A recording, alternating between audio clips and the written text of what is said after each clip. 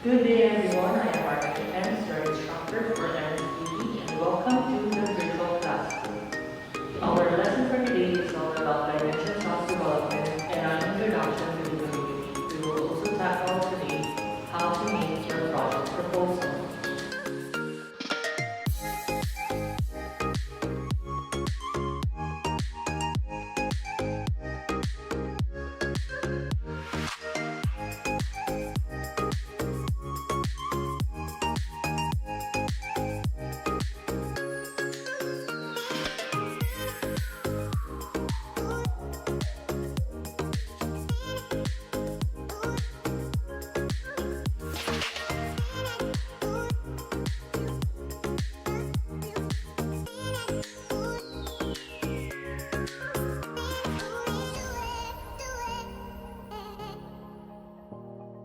Before proceeding with the lesson, make sure to subscribe as support for this class.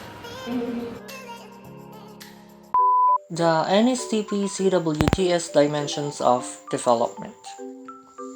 An acronym was coined for the NSTP-CWTS Dimensions of Development, which is the acronym SERVICE, which stands for Safety and Security, Education, Recreation, Values Formation and Moral Recovery, Industry and Entrepreneurship, Care for Health, and the Environment.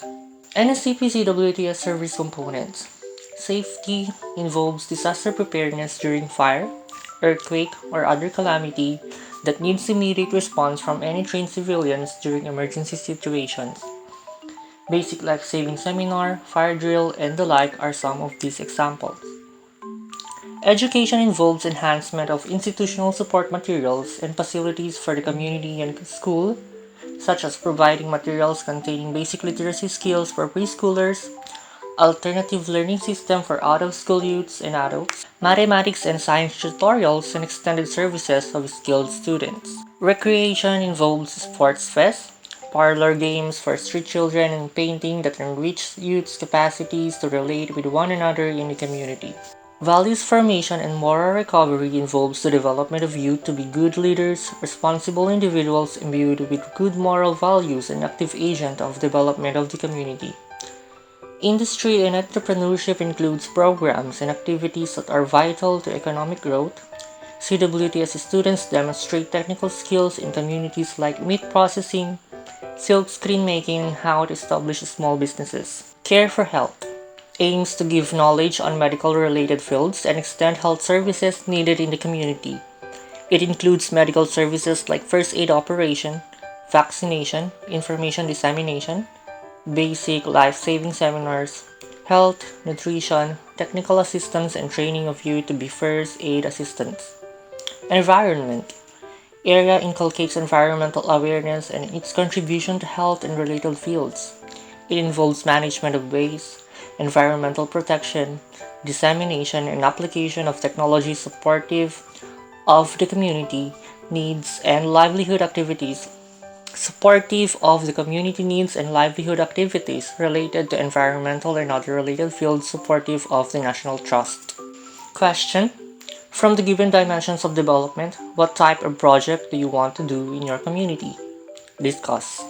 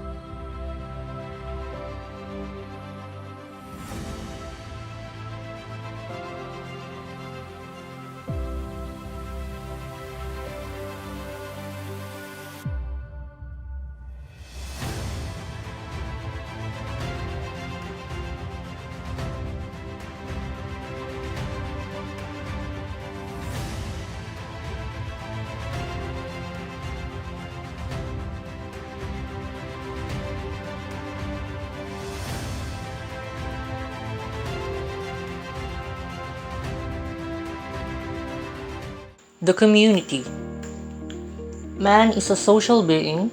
He is born into a social group called family, and he later joins a group outside the family, known as the community. In all human societies, the family is a primary social unit, and as an institution, the family is older than that of religion or state. At any given time, a family is composed of adults, at least two of whom live in a sexual relationship, which is socially approved, and offspring or adopted children. The community. Each and every one of us belongs to a particular community. Each and every one of us also may differ in defining what community is. Our descriptions may be based on the various books and magazines that we read, television shows that we watch, and finally in how we personally perceive our community based on the numerous experiences that we've had. The term community was actually derived from the Latin word communis, a noun describing quality implying fellowship, community of relations and feelings.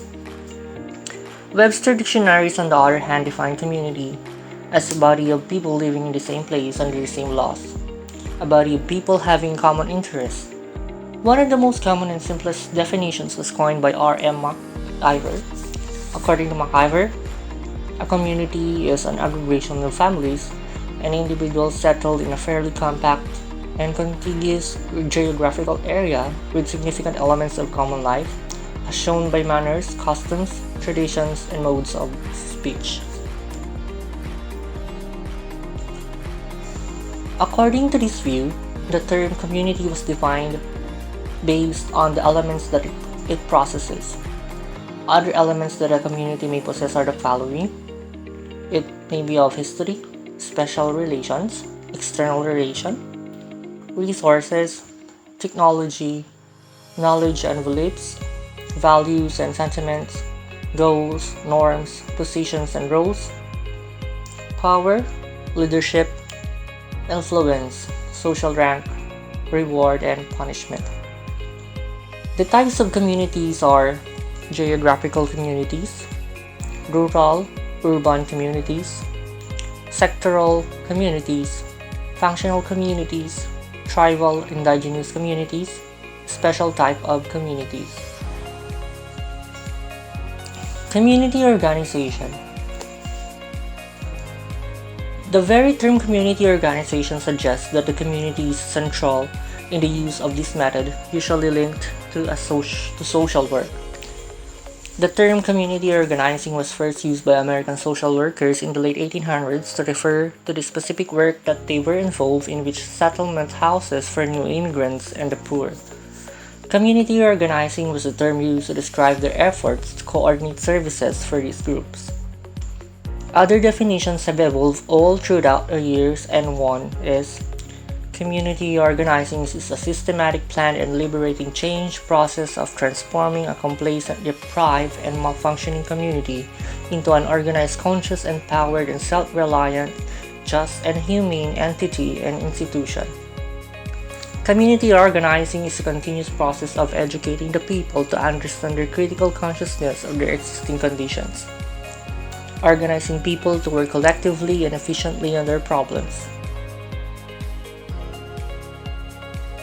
mobilizing people to develop their capability and readiness to respond and take action on their immediate needs towards solving their long-term problems. Collectively, the above-mentioned definition suggests that community organizing is both a process and a method. Community organizing is a process in the sense that it is perceived as a progressive and forward movement from one condition to another. It is also considered as a method because it consists of a dynamically conscious and deliberate undertaking to bring about social change. A brief history of community organization in the Philippine setting. Through the Philippine Ecumenical Council for Community Organization, community organizing was introduced in the Philippines during the first quarter storm of the 70s. The group organized communities in the Tondo area where the program Zone 1 Tondo was born. The program was replicated in other parts of the Philippines, including the rural areas, and was usually introduced through church structures. Organizing efforts continued even when the martial law was declared. This time, community workers began pushing for people's participation in community organizing became the tool for achieving this. International development groups and government both began to support and fund community organizing programs. Community organizing began to proliferate. The goals of community organizing includes people empowerment, improved quality of life, leadership development and mobilization, and social transformation. Guiding principles of community organizing. Go to the people, live among the people. Learn, plan, and work with the people. Start with and build on what the people know. Teach by showing, learn by doing. Not piecemeal, but in an integrated approach. Not relief, but release. The community organizing process. As earlier defined, community organizing is a systematic process. The process, when expounded, shall consist of the following. Number 1 is community selection. Number 2 is the integration, in which problem identification is involved. Next is analysis, course of action, implementation, and the phase out.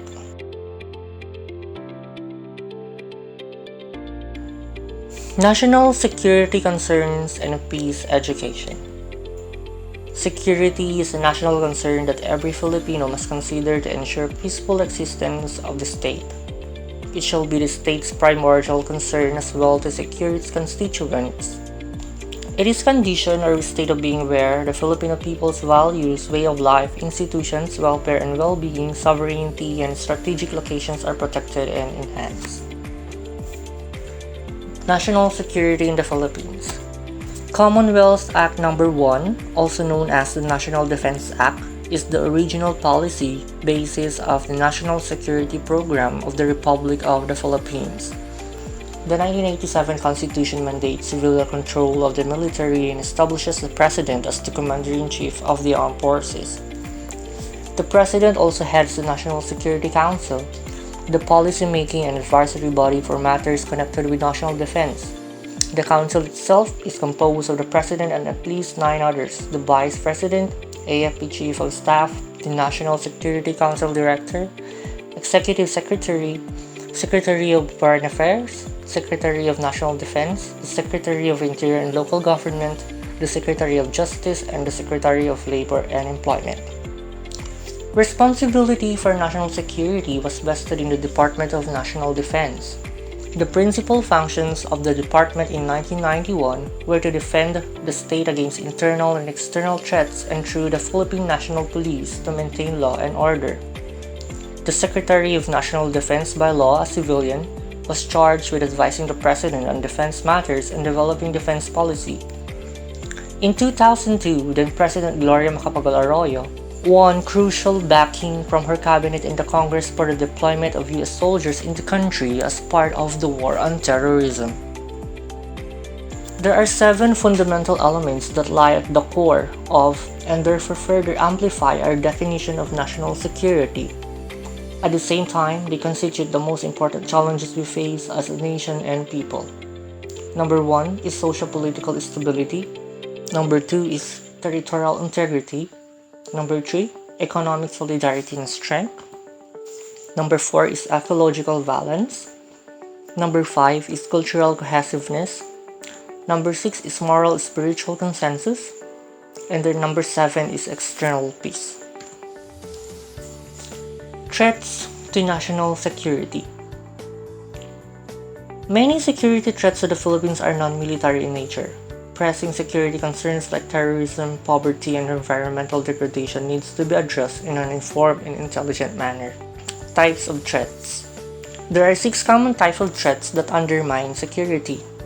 Number 1, rebellion and insurrection, which means a refusal of obedience or order. Terrorism, the systematic use of terror, especially as means of coercion. Murder, as defined in most countries, is the unlawful killing of another human being with intent. Kidnapping and serious illegal detention, the taking away of transportation of a person against the person's will. hijacking or highway robbery, the crime of taking or attempting to take something of value by force or threat. Crimes involving destruction, it may apply either as a measurable degree of damage up to and including a state beyond use or repair. Internal threats.